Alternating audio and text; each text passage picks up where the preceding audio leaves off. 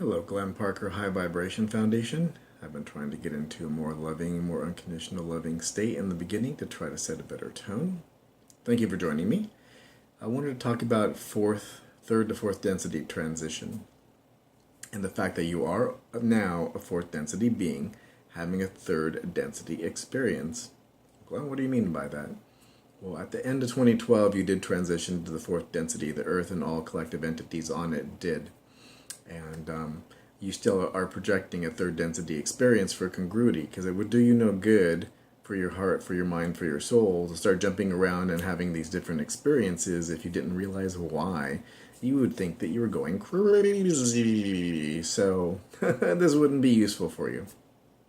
So you're hearing information from me, you're hearing from information from different channels, from different people, said in different ways. This is a very explicit way to say it, and I love Bashar's example. He was basically saying that building the house does not make the house.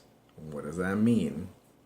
If there are an infinite amount of parallel realities all going simultaneously, and when you tune your frequency to the frequency of the parallel reality that you wish to experience, you experience that parallel reality. So in the fourth density state, you don't have to build the house before you live in the house. If you want to live in the house, you could live in the house before you could actually build the house. There isn't necessarily the type of third density congruity, because what you've been doing is going in a linear fashion through those infinite amount of parallel realities. You now have the opportunity to skip around.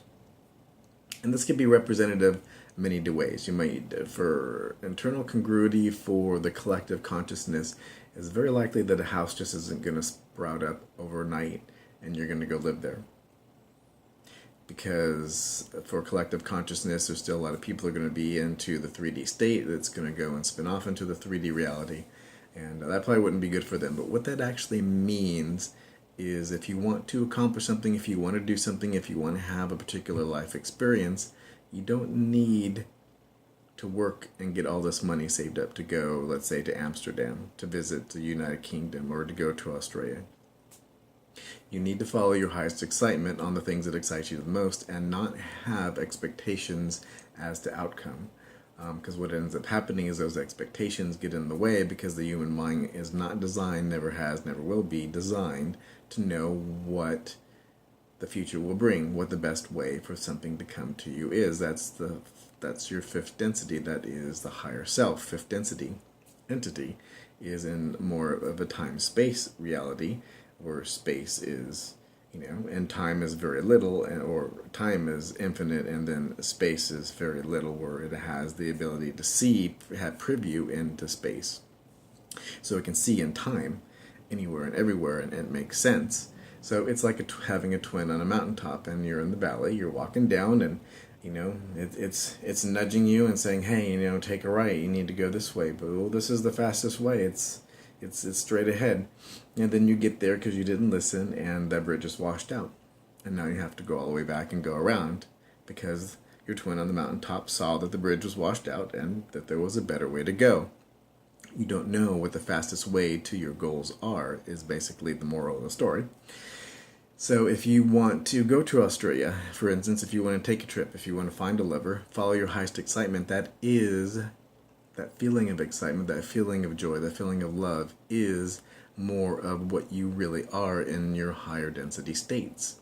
So following that is following yourself, and everything will unfold. So when money is needed, it will be presented. So when you need to go and do something, it's presented. But if you say, I want to go to Australia, and I'm not an Australian, and this is you're getting in your own way, because you have expectations. I'm not saying to lower your expectations. I'm saying to let go of your expectations and let things unfold in the best way that they can unfold for you. And so we do get in our own ways most of the time. We do have these expectations because of the 3D mentality and the ego and the construct, and that's how things have worked for our lifetimes, however long your lifetime is. And so it is retraining the brain. And it is allowing yourself to follow your highest excitement and having more and more examples of your excitement.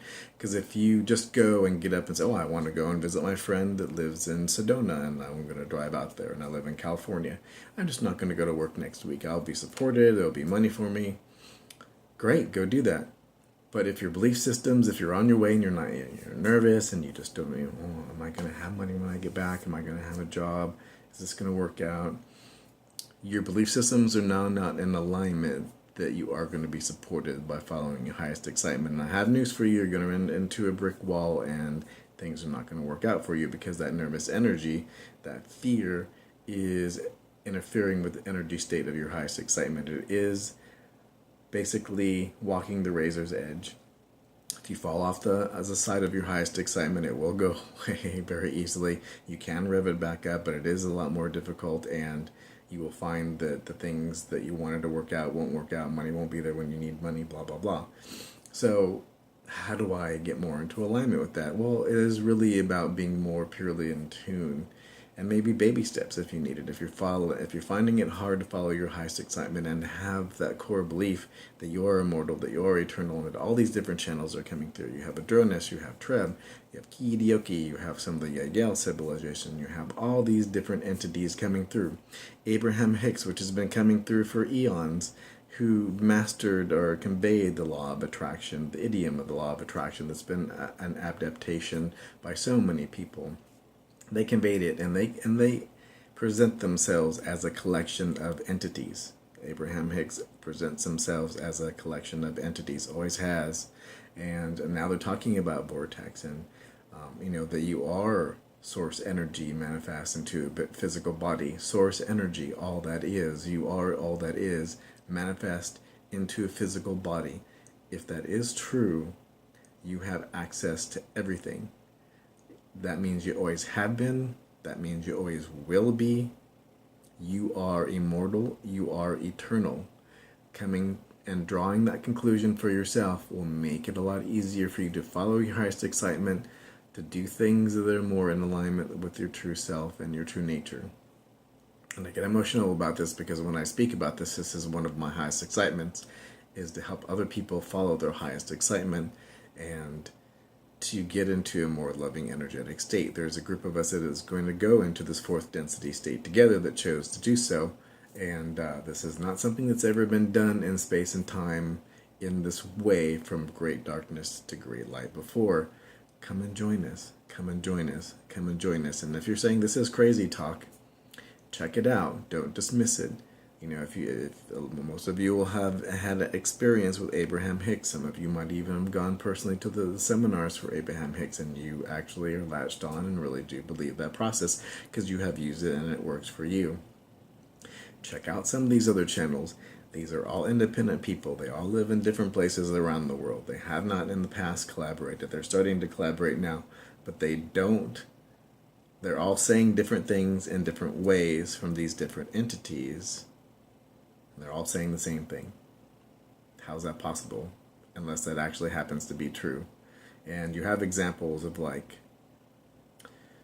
a Japanese airport being closed from a UFO. You have the Phoenix Lights where 10,000 people or more saw a UFO, including high-ranking officials that have come forward and actually confessed that, yes, I did see that, and I don't know what it was, and I have been in the Air Force, and that wasn't an Air Force plane, and that's nothing like I've ever seen, and the way it moves, there's not flares, it's not blah, blah, blah. I just don't know what the hell that was.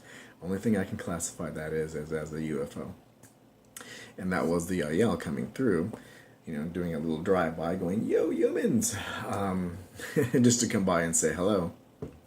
So if you've ever had any questions about this types of material, it is time to do some research. If you're seeing this video and you're not already exposed to this information, that means you wanted to have this experience, this opportunity to stay within the third dimensional reality or to come into a fourth dimensional reality, and you're giving yourself this opportunity right now. So follow your highest excitement. If you're here watching this video, that means that you are interested in following your highest excitement, that your oversoul, your higher self is pushing you, guiding you is a better word, to follow your highest excitement. It's there, and it's visceral, and it's saying, hey, this is what we are. This is something that you wanted, and I'm doing my best in the way I can translate things to the human mind. A lot of times it's just that feeling. You're not going to get words or anything. Because there's a differential in that type of communication for the human mind to be able to understand. So, I think that conveys the core idea that I was trying to convey. Indeed it does. Thank you very much for joining. And again, life coaching, business coaching, spiritual coaching, always happy to have a conversation for an hour, no charge.